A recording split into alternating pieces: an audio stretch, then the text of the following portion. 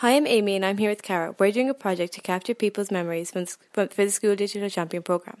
We're here with Miriam Fahy, my senior infants teacher from the Convent Primary School in Nina.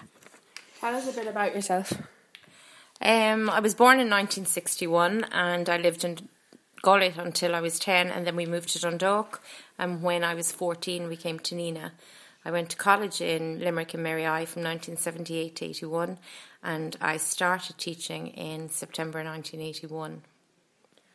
You talked about how you lived in Galway, Dundalk and Nina. Tell us a bit about the changes between these places. I went to 3 convent schools, Convent of Mercy in Galway, and I had a nun teaching me from junior infants to 3rd class. When I went to Dundalk, I was in 4th class, I was 10, and I had a lay teacher for 4th and 5th, and I had another nun in 6th class. We landed in Dundalk in 1970 and the Troubles were at their height.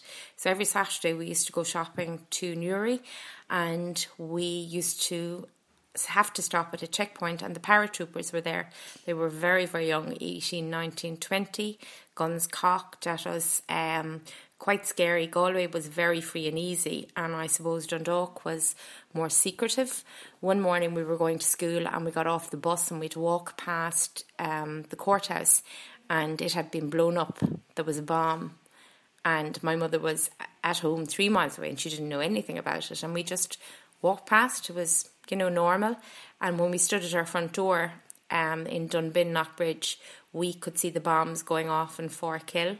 So I suppose having seen that, I feel now when I'm teaching history that I kind of have lived the history that the children are now being taught. We came to Nina then, and very free and easy, smaller place. The biggest drawback, I think, was not being beside the seaside, because we the West Coast seasides in Galway, and in Dundalk then we had beaches near us as well, so I found being inland very difficult. And while the lake is nice, having grown up beside the sea, I think it's a major drawback for me even at this stage of my life. You've been a teacher since 1981. Have you seen many changes in education over the years? There have been huge changes in education over the years. The use of technology is a major change for both teachers and the children. I suppose the biggest change we see now is a more inclusive education, a lot more integration of children with special needs.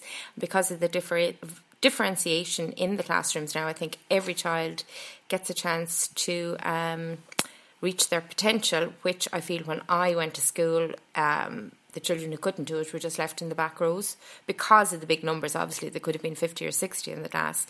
When I started teaching, we classes of between 35 and 45, and now this ranges from maybe 25 to 35. The religious orders aren't teaching as much, but they still have a very supportive role, and because I teach in a Catholic school, obviously the ethos is of a very important, held in high importance in our school. I feel now there's an overemphasis on paperwork. The Department of Education like the boxes to be ticked, and I think this places a huge burden on teachers. There is more emphasis on oral language rather than writing for the children, and the children seem to be more verbal. More focus on the partners in education, the parents, the community and school staff work in tandem, and we have a lot more openness, and the Parents' Council in our school are very active. I feel the children are under pressure from outside influences. Social media has an impact on the schools, despite phones not being used on the premises by pupils. When we started, we had to make all our own resources, write our own plays. We had to tape the songs separately. Everything is now available online and to buy. So there have been huge changes, not all of them for the better. Do you have a favourite memory, both from your time in school as a teacher and as a student? In 6th class in Dundalk, the Mother Anthony did a play with us called Jan of Windmill Land, and we put it on for the school, the parents and the school, and then she translated it into Irish, and we won the Ban De Valera Cup in the John Player Theatre in Dublin, which is not there anymore, and it was called Cheering in Wilche Guiha. And I think going up and down to Dublin a few times and having dinner out, which we never had before, all paid for by the school, was wonderful. And then when I was teaching basketball to the children, we used to bring the basketball cycling to Carrick School, and we won the basketball blitz. And I have a fabulous memory of cycling down the Drummond Road and out on to Carrick with a teacher at the front and a teacher at the back of 10 children. We couldn't do it now because of health and safety. And I often wonder, have we gone over the top with rules and regulations? Because these rules seem to stifle the spontaneity that was so inherent in our teaching when I started off. Thank you.